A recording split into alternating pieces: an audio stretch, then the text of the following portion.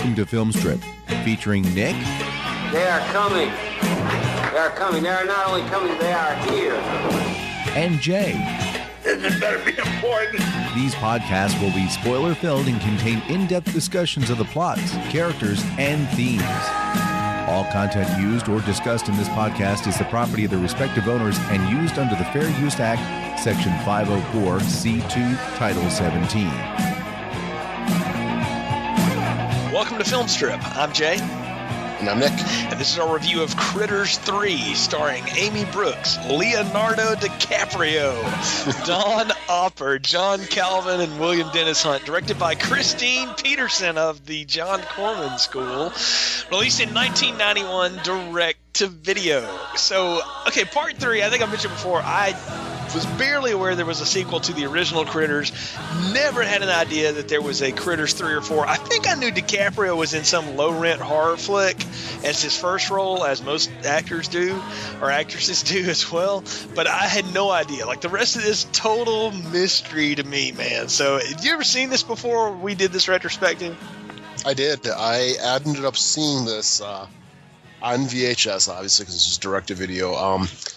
I don't know what the occasion was. We were at the video store, and I talked my dad into letting me rent this movie because I saw the first two, as fans of the first two, and I'm like, there's Critters 3 and 4, and I grabbed Critters 4 because I'm like, oh, this one looks really cool. And he's like, don't you should get the third one first because, you haven't seen it? And I'm like, yeah, you're right, I'll grab the third one. So grabbed the third one, took it home and watched it, and yeah, I was probably like 92, 93 when I did that, so, just young and dumb. Just wanted to see, I think we've all had those rentals. I mean, I certainly could have my share of them. We've probably reviewed some of it along the way here. Oh, when I was little, I used to just love these type of movies. I mean, I still kind of do. I mean, movies like Terror Vision, that was from the same time. Yeah. The Critters movies, Tremors, Pumpkinhead, stuff like that. It's like these like early 90s creature features that I was just like obsessed with. Yeah, Pumpkinhead, that's an interesting one. We may have to get to that one someday because I picked that it's up on Netflix. Straight up off the shelf once, and I remember really liking that. It's been a long time since I've seen it though, so I do remember the sequel because I think Punky Brewster's in it or something like that. So, but one of those child stars that grew up to be kind of slutty or whatever. But I remember that. But yeah, we have to look at that one again at some point. But we're at Critters 3. I do want to talk about something for a minute though, because Brian and I have done the Leprechaun films out the wazoo. And the last 5 or 6 of those have all been straight to video. I mean, they pretty well all could have been, but the first 2 got theatrical releases. Everything else was straight to video. What is it about direct to video horror films? Like, every franchise seems to devolve into this at some point, with the exception of like the big ones, like Halloween, Friday the 13th, Nightmare on Elm Street. They had really crummy sequels, but everything wound up in the theater. But like Hellraiser went to direct-to-video stuff. Tremors went direct-to-video. Now, Leprechaun did. Critters. What is it about the horror genre that winds up direct through like that, you think? I think it's just because they know that there's always a fan following with these. Even if like the movies don't do really well in the box office, they're the type of fans that are still going to see it on video no matter what. So it's like, hey, you can, make a movie really cheap and release it on VHS and still get a very good, profit back, or you can spend a lot more money on it, put it in the theater, and pretty much get the same amount of money you'd get if you would release that on VHS. Yeah, I mean, I think at some point, though, horror fans do clamor for stuff. I agree. I was a horror fan. I would go see pretty much anything in a theater there for a while, but I had standards, too. Like, there were some things that just like, nah, you're not going to drag me to the theater for it. You think like movies like Puppet Master, remember that? Oh, God. Oh, Wishmaster, yeah. Yeah, I mean, you even got stuff like I grew up on movies like Demonic Toys and, just like these just off-the-wall, crazy movies like this. And I don't know, I still got a soft spot for them, though, but I'm kind of glad. I mean, now they've been replaced with the sci-fi originals. Yeah. And to tell you, the sci-fi originals don't hold a candle to these type of movies. Not even when they're bad, like really bad, like, Ghoulies 3, something like that. I mean, it's still head and shoulders above something like Sharktopus or something. Or, Oh, I agree. Like, there's something to be said about a movie that's made with the intentional tongue-in-cheek, and then something like this that is a horror comedy that is kind of funny, but at least takes itself somewhat seriously. Like, it has rules that it plays by. I think where, it's like, more the when you do craftsmanship. Sharknado, like, you know, there's nobody playing seriously in that. That's a stunt film. It's a craftsmanship. It's, you know, even a movie like, you know, we're going to do with Critters 3, is going to talk about the acting, talk about the script, whatever like that, but you're watching it, and even if, like, you know, the director and the writers didn't care, you still got this element there of, like, these guys who are actually making these monsters, and you can see that there was a strong effort put into that The aspect. Chodo brothers, right? Yeah, and you see it with a lot of... Yeah. You see it in a lot of these movies, like in the early 90s, late 80s, and that's what I'm saying. It's like craftsmanship. It's, you know, no matter how bad the movie might be, there was still an element of love that was put into it. But you get that now with, like, the sci-fi originals, and it's all just CGI crap, you know. Probably, you know, you got 3 guys working in an apartment in New York City that ended up putting together these CGI effects. And it looks like it. It looks shitty, and it just looks like, yeah, this was done on the cheap and, you know, just done real fast. Where a movie like this, it's like, yeah, it's cheap, it's stupid, but you know what? There still is a little bit of craftsmanship going on here. Well, there's something for sure, and I guess we should get into it now. So, Dick, why don't you tell us what in the heck happens in Critters 3? Yeah, it's Die Hard with critters. That's the plot summary, but to get a little bit more deep, sometime after Critters 2, Charlie McFadden is tracking down the last of the Krites. He comes across a family who takes a Krite eggs with them as they leave a rest stop. When they arrive at their tenant apartment building, the Krites hatch and attack. The jerk maintenance man, the evil landlord are attacked and killed, and the other residents are injured. Finally, the young girl of the family, Annie, and the landlord's son, Josh, along with others, make it to the roof where Charlie arrives and destroys the remaining Krites. The film ends with Charlie being ordered not to destroy the last 2 eggs, but rather to place them in a pod sent from the Intergalactic Council. Charlie does this, but gets himself trapped inside as well as the shuttle curls back into outer space. It's like a weird episode of Star Trek: The Next Generation. You're not too far off there. Yeah, I mean, really, I'm not a huge TNG fan, but I do remember watching some of it. Felt like a lot of it got into this, like it was this kind of stuff. But we'll get there. That's really just the last of it. I think it's funny that, like, in some listings online and stuff, Terrence Mann is credited high in the credits, and he doesn't even appear until like the last 12 seconds of the film, and he's a hologram. Like, they couldn't even get that dude back for the whole thing. Yeah, it's kind of funny. I mean, we'll get to the ending of the movie, but man, talk about a weird credit sequence, and it's just like, I don't know. Boy, it felt like an episode of The Incredible Hulk or Quincy MD, or I don't know. It was like, or Dallas. Dallas was notorious for this crap. I don't know if you watched that show growing up or not, but they'd show something and then everybody would freeze and a credit would be on the screen, and then it would go something next, and then that damn yellow, font from the 80s would be up there. And I mean, it was definitely a quaint little feel for sure, but that's just the last of it. I mean, not even to say what happens the other 80 minutes of the thing. It's a different ride this time around. So let's talk about this whole bit here. And I guess we got to start with the family that we meet, the family of 3 that are kind of making their way. What are they making their way to a new place, or are they just kind of traveling across country? What's the deal with Annie and her pops and the kid that was in Kindergarten Cop? And he was in the Muscle Man Babysitters movie too. I missed that one. So. Twin Sitters, yes, with the Barbarian twins.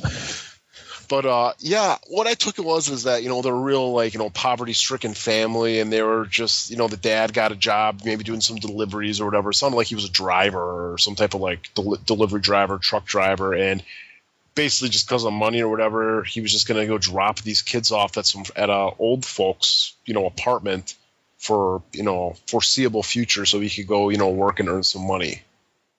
And they stop at a truck stop or a rest stop, and they're talking more about this. And you got the girl, the attractive older sister kind of, and then the little bratty younger brother, and of course the little bratty younger brother's got to run off and cause some stuff, and that's when they run into Leonardo DiCaprio. Well, before we get to Leo, this brother and sister, like, I don't know if you watched the show Who's the Boss growing up, but I remember that show, and Alyssa Milano and the little brat that was her brother on that show, I got that vibe off of these two big time. Like that, it felt like that's what they were going for here. The plucky, cute, perky, preteen girl, and then the adorable little blonde brat. Oh yeah, I mean that's just kind of a late 80s, early 90s trope, isn't it? I mean, you even kind of got it like semi in, Married with Children. Yes, exactly. It's always, you got the older sister and the younger, kind of shithead brother. Yeah. No, I guess this kid is 3 or 4? I mean, it's not really his fault. At this point, yeah, I think like he's probably like 5 or 6, and of course. Yeah. No, I mean, he's precocious and all that stuff, but you're right. He's throwing his Frisbee around and he almost throws it down a ditch, and Leonardo DiCaprio just happens to be there with his family. I didn't really understand why Josh was hanging around the rest stop, but hey, now was this the boy that was in Last Action Hero? No, that's not him. No, but not the main boy, but the boy Arnold Schwarzenegger's character's son who gets thrown off the roof. You know what? It may have been. I don't remember. It's been a while since I've seen Last Action Hero. It could have been, but I mean, it's Christian and Joseph Cousins. These kids that like they played as identical twins. They would play each other on all kinds of things. They were on Knots Landing. They were on Kindergarten Cop, and I think they were on Wings and stuff like that. But I don't think they were in. I don't think it was the kid that was in Last Action Hero. But it's that same kind of kid. You're right. That little blonde kid. He's kind of gets in trouble some, but you can't get mad at him because he's so cute and all. He is. He's the kid from Jerry Maguire before that kid was born, right? It's that same kind of kid. Yeah, definitely. I mean, just a less annoying Jake Lloyd, right? There you go. And even Jake Lloyd thinks he was annoying in The Phantom Menace. So we filled our quota already. Hell, we might as well do the popcorn ratings. We got George Lucas already down. 10 minutes in. So, but now we got to get to DiCaprio. I mean, I love now that, like, if you pick up the VHS of this thing, it's two critters flying across the city, and it says starring Leonardo DiCaprio in his film debut. And I'm like, I bet he's real proud of that. Yeah, it's one of those things like Jennifer Aniston in Leprechaun, or Matthew McConaughey and Renee Zellweger in Texas Chainsaw Massacre: The Next Generation. Yes, they all slummed it in a cheap horror film before they were famous.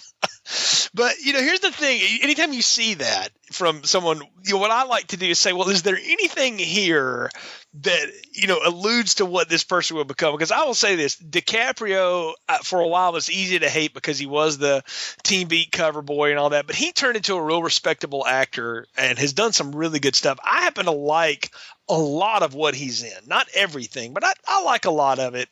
But I remember, like, the first thing I really remember him from was Romeo plus Juliet, the rock and roll Shakespeare stuff, that whole era of that crap and things like that. And then of course he did Titanic, and that was the mega movie, right? Yeah, this is actually the first movie I saw him in. What do you think about, though, this is the first I rented this movie pretty much a year after it came out. And what was he doing at this time? Growing Pains? Was that what he was in? I guess, yeah. I mean, he wasn't doing any film work at this point because this was a little bit before What's Eating Gilbert Grape and all that stuff. So, yeah. Yeah, but it's funny to think back that, this is like a movie that, he kind of did put himself in. But, I guess, yeah, you got to start out somewhere. Right. I mean, yeah.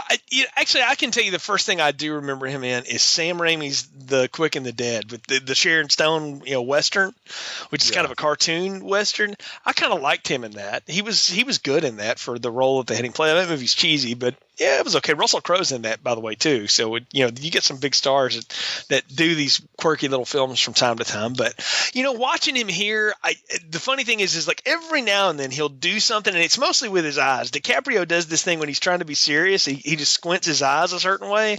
And I saw him doing it here, like when he's trying to tell the kid, don't go down the ditch. And I was like, there's that look. I know that look. So I guess it was satisfying in that way. Yeah, I always see that look on him. It always reminds me of him in Catch Me If You Can when he's playing that, when he's the doctor. Yeah. And he's standing above, the little boy with the broken leg, and he's kind of like, "Do you concur?"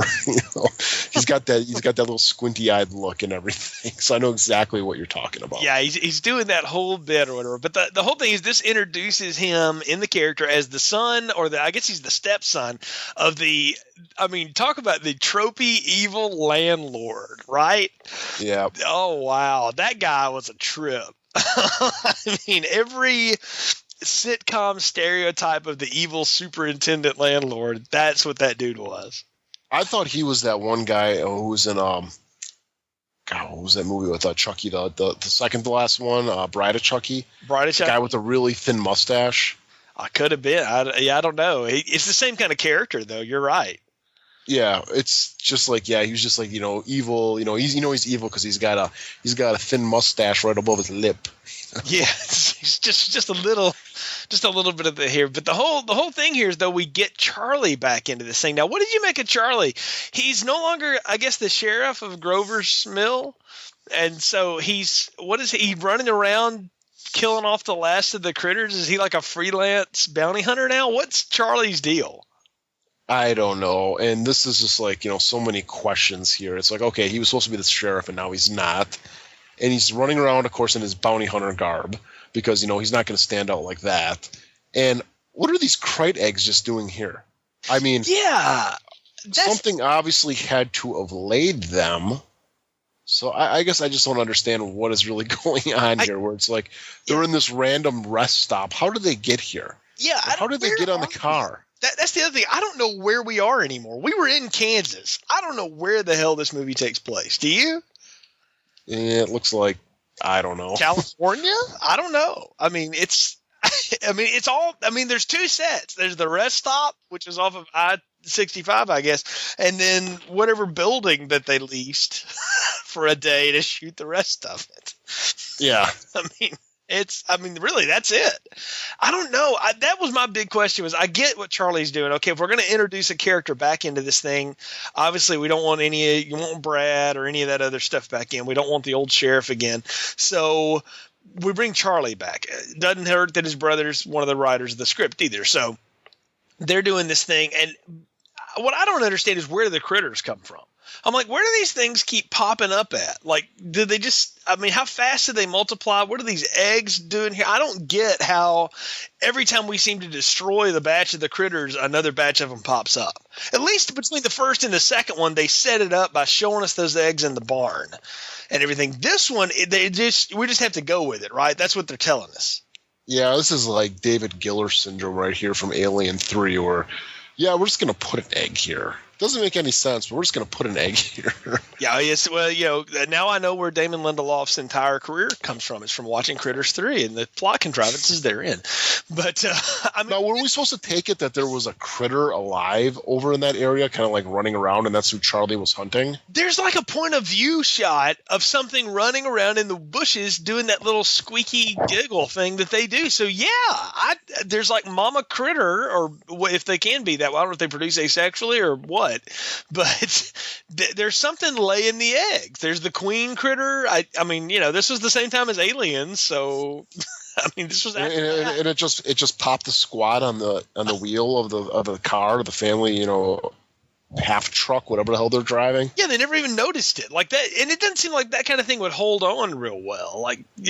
I don't know. I don't know how it got there either. The whole point is this family is going to take these eggs back to the tenement building, and they're going to hatch more and more and more. And it's become the thing that they've desperately tried not to be, and that's gremlins, right? Because that's the whole bit, is once you get one of them around, you got a bunch of them around all of a sudden. You get the Mogwai wet, and it pops off a bunch of new ones. And that's the whole thing. These things seem to multiply just at random. Yeah, it really doesn't make much sense. And do you like that they're getting away from the small town? No, that's the thing. Is the whole purpose of the first two Critters films, particularly that first one, which was fun to revisit in its cheesy gloriness, was what if something from outer space landed in small town America? How would that go? Where there's not a heavy reliance on technology. It's people are isolated, all that stuff, and it would basically just wipe the place out. That's the whole premise. And there was something quaint about that too. When you stick it in a tenement apartment building with people, one, we don't know why they care about each other or why they're around. And two, you start offing them the minute we meet any of them. It just takes away a lot of it. I mean, there's nobody to tie into here. I guess we're supposed to care about Amy and Josh and the brother, but I don't. Or Charlie. I mean, I don't know why he's here. Would this make more sense maybe if, like, I know I'm going to do the classic rewrite, but, maybe if this was, like, what happened to the town that maybe they kind of built into it or something like that, putting maybe, like, some, like, housing there or something, to kind of, like, boost up the population and maybe have this father actually be, Brad from the first movie with his kids, make this, like, in the future, maybe, like, 10 years in the future, 12 years in the future, and he comes back there, to go visit his grandma again. I mean, you could completely tie it back into the first one, but they kind of decided to take it in a whole new direction, minus the Charlie aspect.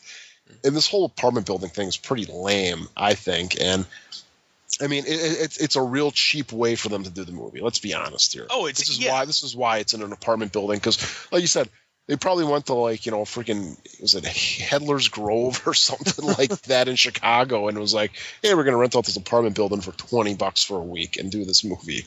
Yeah, well, I mean, they shot this one and part 4 at the same time. When we get to part 4, I guess we'll talk about that. But they were doing it all on the same budget. And I mentioned in the opening, Christine Peterson, the director, an accomplished assistant director, been on some other stuff. She was on Tremors. You and I liked that, and she's been in some other things that we shot some other stuff that I happen to like a lot, at least. But as a director, she comes from the Roger Corman world, which means do it as cheap as possible. I mean, like, for nothing. And this movie looks incredibly cheap. You can be a cheap movie and not look cheap. And we did talk about how this one looks better than a lot of the Sci-Fi Channel fare, but you got to admit, man, this looks like dirt cheap. There's not even good lighting in any of it. No, there isn't. It's a very, very cheap movie, especially when you compare it to the last two, which had a decent, and you can't even say really decent budget, a workable budget with it for this type of movie. But yeah, this one you can tell is probably done for like $250,000. Oh yeah, easy. Like I looked and I could not find a figure on it, but I thought this had to be under $200,000. Like they had to go real cheap on this. And they didn't pay anybody anything because there's nobody in it to get paid. And I imagine it made its money back pretty quick on rentals, just from people like you that just, oh yes, Critters 3. I love the first one or the second one, but they didn't spend any money on this. Now the one thing they did spend a little bit on, whether it was the Chiodo brothers or whoever took over from them or whatever, there's a lot of discrepancies about that. The effects of the critters are actually pretty gory and pretty good. Like they're cheesy, they're B-movie, but I like the kills. Like when they start attacking the jerk maintenance man Frank, and they eventually attack the fat lady, and they get a hold of the landlord. I actually liked the critter attacks this time. I mean, it was like watching Kermit attack you from the Muppet stage, but it was fun. I had fun with those. Now, what's the one rule of sequels, especially when you come to horror movies? Got to be bloodier, got to be a bigger body count.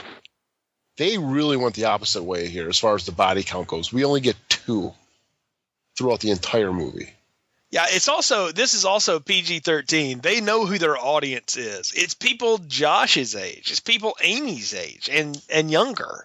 They know they can't be too much of that. You notice the critters don't curse anymore in their foreign language and all that stuff. They don't drop the F-bombs and all that stuff. I mean, they had to be more careful. And this was the 1990s, man. The ratings boards, people like that, they had to stick up their nose about ratings for horror movies at this time. I mean, everything got R-rated. If it's a violent, yeah, it's a direct-to-video film, though. What's the rating matter? Well, because at that time, who was trying to rent this? Well, kids wanted to rent this, and if you're going to convince parents who are also all up in arms about content and explicit lyric labels and all that stuff, you got to at least sell them on the idea that it's safe. That's what this seems like a product of more than anything else to me, Nick, is the era of horror movies that just got absolutely neutered because they couldn't do what a horror movie needs to do to be horrific. And so they just had to go cheap and kind of silly with it. Is this kind of like the PG-13 Meet the Marsupials Howling movie? I suppose. I mean, yeah, that's go ahead looking at it, but it is in that era, and this is a film that's, for better or worse, is attached to that time period, and I think that's the reason some of this is done. But that said, I still think it's pretty gruesome. I mean, they chew that one guy completely to pieces, and I mean, it looks like red jelly. It's not anything real realistic or anything, but I don't know. I thought the kills were pretty. There just weren't enough of them. Yeah, there was only 2, and of course we killed the 2 most despicable guys in the entire movie, and no one else. You knew they were going to die, right? Like immediately, I mean. Yeah, I mean, let's talk about this like basement janitor guy, and what the hell kind of voice did he have? Dude, I was having flashbacks to Graveyard Shift. Were you not? That kind of guy that was affecting that weird voice. I had the same thing. I was like, this must be his bastard cousin or something. Yeah, it was terrible when he was talking. It was like, he's trying to hit on people, and it was just like, oh man. And when he got it, it was pretty, it was deserved, because it was not because it's like, oh, I want to see this guy die. It's because I just don't want to see him on screen anymore. Well, yeah, you do. You do want to see this guy die. The thing was, in a horror movie that was going to have some gusto, the thing would have got him like right in the balls or something, instead of chewing him up in his face and on his chest, right? Like they would have gone for some real gusto. His toes got it first, right? Yeah. Yeah. Yeah, it was just, his voice was just beyond annoying. And then, of course, he's going to get it. So, glad to see him go right away. But then it's like, they chicken out on the fat woman. Yeah, later. She just gets chewed on a good bit. Yeah, I mean, come on. You got to kill the fat lady. Well, I mean, and even more, like, remember all the little Krites are down at the bottom of the stairs where they roll something at them and they bounce around, like, they even have this sound effect of the bowling pins, right? I mean, they really are playing on Sesame Street with a lot of this. Oh, yeah, it's gone completely, it's gone pretty crazy town right now as far as the sound effects go, man. I mean, even after, like, the attack on the fat lady and when everybody kind of realizes there's some type of threat down in the basement, I mean, I first think they're rats or something like that. Again, Graveyard Shift. Yeah, and I think probably the best scene of the movie happens where the Krites end up just going crazy, like in the basement or in the apartments and stuff, and they start like just eating a ton of food, and they're eating like soap and stuff, and they're farting and stuff. Well, that's every movie so far. There has been a Krite feast somewhere in it. In the first one, it was set to the fake Johnny Steele music, partially, where they were just basically chewing through the Brown's house. Then in the second one, they were at the Hungry Burger place, right? Which I think is an awesome scene still. Well, it's an awesome theme song, that's for sure. But in this one, this is that moment. It's like I've come to expect that now, that like every Critters movie has got to have like a pig out moment, like where they just eat everything in sight. And because that's been the thing about him is from the very first film, the opening scene with the guy on the little floating module talking to the bounty hunters is you've got to stop them before they feed. So apparently the feeding frenzy is like a big part of their, I guess, their MO or whatever, but I've come to expect it now. And, it's something, again, I was looking for. And when it happened, I was like, oh, that's where that's going to be this time. Yeah. And my question is, though, like, how do these things even work? I mean, it's like they're all mouth. I mean, when they feed, where does this food go? I don't know. They grow fast when they roll. But they don't grow fast anymore. Well, that's the thing. They would if they had any money. That's the other side, too. Like last time, they did the sequel trope. They stepped up the game. We talked about it. They got bigger. They could attack in mass. That was their new thing, right? They'd get in this big ball of teeth and fur and come at you. Well, now they all just kind of come at you one by one, and they got the one that's like got the gray hair and is missing an eye, and they all are identifiable by some mark now. Again, they're Muppet. They're more cute than they are sinister. Those first ones were kind of spooky. These are, you want to pet these. Not too close because they'll bite your hand off. But you see what I mean? Yeah, these ones feel like, if you probably got one cornered, you could just yell at it enough and it would end up just kind of trying to be your friend then. Or it would, it'd be like a possum and fake dying. Yeah, it just fall over. And that's the part I kind of missed, though. I mean, it's like in the first one, it was like, they kind of had some funny scenes with them where, they get blown apart and they'll like just fall over like a bowling pin when they shove like, a smoke bomb in its mouth. Kind of missing that a little bit here as far as how they act. I mean, they're acting goofy, acting like Muppets, like you said, but it doesn't have that kind of, I don't know, just like almost, I guess it almost was like out of place humor, because like you're expecting it to be like a real gory like slasher thing, and all of a sudden the thing does something really stupid, or it swears, or it jumps inside the toilet, you know. Exactly. The thing that gets me here, and the thing that I guess I'm having the hardest time with on this one, Nick, is that I don't have any human characters that I give a damn about at all. Like I don't care about any of these people, so therefore it's hard for me to get real invested in anything that's happening on the screen. Like I don't care about the plight of the people involved here, so it's hard for me to root against them. Like I cared about the Browns. I didn't want to see them all die, you know, and for better or worse, I cared about most of the people in the town last time. You know, you didn't want to watch all those people get wiped out by the critters. And now the only person I even know is Charlie, and I thought we had set him free already. I didn't need him anymore. So I don't know. It's also the trope too, and you brought it up earlier that, you know, they got to get him in the building, right? And that's, you know, budget reason, but it's also a horror movie trope. The pick-off. You know, when you're going to do the pick-off, you got to have it in a confined space, because if you're out in the open, well, hell, you got plenty of places to run. But if you're stuck in the building, there's only so many places you can go, right? Yeah, these things can get you cornered or whatever. Yeah. And that's what happens to, of course, to the evil landlord, you know, a little bit later when, you know, he's in the room and Leonardo DiCaprio and him have a little argument, and Leo wishes that he would die. And, of course, then he gets killed by these things where they, you know, kind of chew him apart. And that is our last death of the entire movie. Yeah, besides critters getting whacked by Charlie. Yeah, that's it. The whole thing. And there's a long way to go. That's the other thing. I got bored out of my mind when they're chasing up and down through this building and the lights are out and all this stuff. I was like, God, this is so boring. And this movie's only 85 minutes long, 5 minutes of which at the end is credits. I'm like, geez, this takes forever to get anywhere. It's like they had about a 40-minute story and they just said, well, we'll just have them run up and down the stairs a few times. Yeah, because no later than we get the girl, and then she ends up going down in the basement. And probably, you know, the one little funny scene that you get out of here is when she actually runs into a critter by himself. And instead of like trying to attack her, he just screams like a girl. Again, it makes you wonder, like, could you not just tame these things? Like, I figured by the third one, like, the military would have got these and tried to weaponize them. You know, where's that? Yeah, that's never even happened. We've never had any authority besides the local sheriff or the intergalactic bounty hunters even appear in any of this stuff. I mean, wouldn't these things make like a natural ammunition? I mean, it's like you get like almost like a giant spud gun and put them in there, and then you could shoot them at people.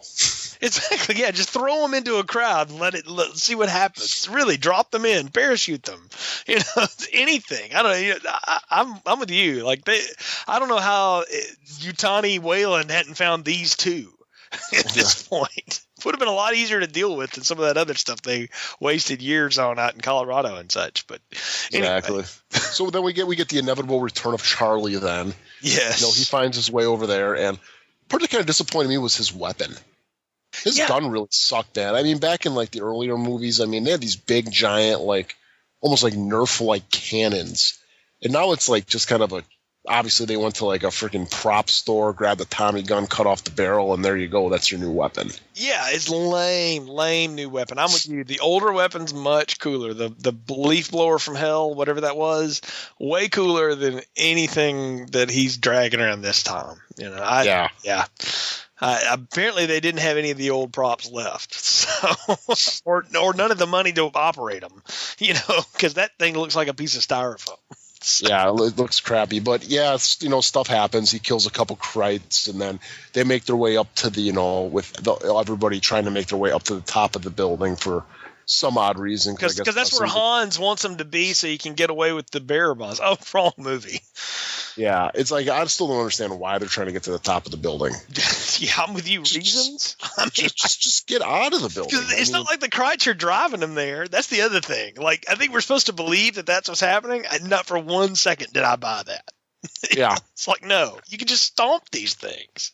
And then you get like some weird humor with like the one like kind of like tomboy girl, how she's like trying to get down to the payphone to call for help, and then she gets her foot caught. And then she's just kind of swinging back and forth for like 10 minutes. Did they ever get her down? I don't remember that. No, they never got her down. I was kind of half expecting when the credits rolled for her to still be hanging there. Yeah, why not? They showed everything else in that credit sequence that took forever. But yeah, but Charlie shows up to blast the last Kreitz, and we think it's over, right? Everybody's saved, everybody's happy. But then what about this ending where he's going to blow up the last 2 eggs, and then Ugg appears and says, "No, you can't. Those have been ordered back for study." I was having, again, Star Trek Next Generation mixed with like alien stuff going on there. Yeah, it was probably obviously just a setup for a sequel, but yeah, it's really, really dumb because now it's like, okay, well, he's Ugg. We know that because it's the human face, but why is he back to being that face again? Yeah, I mean, I thought he became Charlie out of respect for Charlie. What happened to that? Well, you probably saw what Charlie started doing, like running around in the woods and stuff in that gear going, yeah, probably not the best choice to, copy now. Because now any respect he had for Charlie went out the window. Yeah, I guess so. But yeah, now he goes corporate, now he's the corporate sleazebag. I mean, talk about, did this movie come out before or after Alien 3? This came out before Alien 3. Alien 3? Alien 3 came out when? 93? Is it 92? 93? Nah, let's see what the Wikipedia learns me. I'm saying, you got Charles Bishop showing up as the company guy. 92 is when Alien 3 came out. So okay. Yeah, so this movie came out before. Yeah. So you got Charlie, not Charlie, Ugg now, comes back as this corporate guy to tell him to save a species. Kind of sounds like Bishop showing at the end of Alien 3. It's now the corporate guy telling him not to save the species. Yeah, it's very strange. Like, why would you? They copied Critters 3, man. I'm telling you, man. This is like here, dude. Man, there were so many rewrites of Alien 3. They didn't even know what they were copying. I'm thinking they might have grabbed a copy of Critters 3 and rewrote part of it because you kind of got a little bit of that going on here with like the just randomly appearing eggs and one of the supporting characters comes back as a corporate suit, begging them not to kill the creatures. I think you may be onto something. They were meant to go back and amend our Alien 3 retrospective now. But what about the ending, though? The whole bit is that Charlie puts the eggs in the pod, and of course, you knew he was going to trap himself inside. It's like Barney Fife always does something stupid, and that's what Charlie is. Yeah, you knew it was going to happen, and my God, these credits are just painful because it's like 5 seconds, pause. And then it goes through more credits and more credits and more credits, and then another 5 seconds. It's just like, God, just get on with it. I don't care who the boy grip was. It's like, God, I don't care. Just show me the end of this movie, even though I don't really care about the end of the movie. I just got to get through it because I got to do a review on it. That's the thing. There is no end to it. It's a cliffhanger. It's supposed to lead us right into part 4. And I'm like, man, if I had been a kid your age and had rented this to watch it, and that's how it ended, I'd have been pissed, man. I'm not gonna lie. I hated that when television shows would do that crap. I'm like, just tell me a story and let's be done with it. But this is when me and Joss Whedon were friends, and we were both watching this together, and he told me he hates movies like this, like Empire Strikes Back. That's not even on the same level as this. That's setting up something much more galactic and actually had a point. This crap, like, I'm cool for cliffhangers if they work. Look, I love the Angel television show. Every season ends on a cliffhanger to set up the next one. I'm cool for that if it's done well. But this, I didn't care about any of this to begin with. So I really don't give a shit if Charlie gets stuck on the ship or not. Like, this would have been much better if half of it was Charlie trying to destroy the eggs and like Ugg had come back and he was trying to rescue him. That would have been cool. Why didn't we have that movie instead of all this crap up and down the stairs? I don't know. And where do these eggs come from? I think you asked that 30 minutes ago. I still don't know. Eddie, now there's like more eggs, like how do these things reproduce? Yeah, we haven't ever really laid out the physiology. I'm with you. It's like they eat, but I don't know where any of it goes, and I don't know how they reproduce. They couldn't just put a throwaway line in here like they eat a lot, and instead of pooping, they make an egg. I mean, maybe that's it. Maybe yeah, but you know what? A little throwaway line would have been fine, but instead we're just left with more eggs, and it's kind of like, well, these are the last two. How the hell does he know that those are the last two? There was just a bunch in some freaking, Bumble Hell rest area. There was eggs there. Okay, why? Yeah. We still don't know where that is. Like, that's the problem. Again, it's all set up. All I can hope, Nick, is that somewhere in part 4, all of these questions are answered. So that's all I can hope for. But I guess we're at the point of the podcast where it's time to give final thoughts, recommendations, popcorn ratings. So what are yours for Critters 3? Critters 3. Well, it's been a steady decline. I think the first movie I gave a large popcorn to. The second one I gave a medium popcorn to. This one is a small popcorn. It is a small popcorn, dry, stale, makes you want to vomit type popcorn. This movie is not very good. It is extremely cheap, extremely, poorly directed. The acting is bad. Everything in this movie is bad. The only part that is kind of funny is you get that little eating scene with the critters, and honestly, you could just go on YouTube and watch that if you really want to. I'd say you got to skip this movie, end it with part 2. This one doesn't exist. It should have never been made. I agree. There was nothing left to tell, and particularly if you were going to tell something else, it wasn't this story. I actually think the next story is probably the best option if you're going to continue the franchise. Go into space. Hell, it started in space. Let's go back to space. I would be down for that. But this is just dumb. And I gave the last one a small, but said it was somewhat passable. This is like that off-brand microwave popcorn that you buy because it says like extreme butter. And you're like, oh yeah, it's going to be awesome. And it's only $1. And then you make it and you're like, ugh, it's awful. That's exactly what this is. It's just they're trying to do things that other films do a lot better. Part of it's budget, but part of it is too, there's just no creative impulse here. Like, I kind of got what that first one was doing, and the second one had at least some tongue-in-cheek dark humor going on. This one, I don't know what the purpose of it was. If it's just to set up this fourth film, hell, I hope it was setting up something dynamic, because this was dumb and cannot unrecommend it enough. Bad small popcorn. Not the worst thing I've ever seen, but right up there. Pretty bad. So yeah, I don't think it's going to get any better from here. Based on what I've kind of seen of the fourth one. Now, this is like 2 a.m., wake up with a bad stomach ache, put on sci-fi, and this movie's on.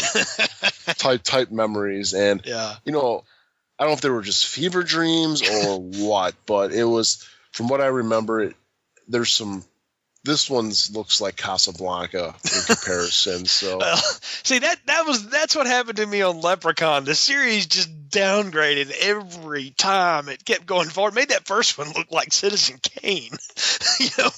By the time it rolled around to Ice-T and stuff. But I will say this, like with the Leprechaun series, the very last one I liked. I mean, they figured out how to do what was right about that first one again. And so Back to the Hood was actually passable for me. You go hear that review in the archives, folks. I surprised myself by saying that even. But I'm hoping part 4 here will do that, because I know it's the only one left. There's nothing else. Like it either ended it or killed it or whatever once and for all. And I gotta say, I'm kind of surprised it's been 20 years and we haven't gone back to the Critters yet. Hell, everything else has been remade.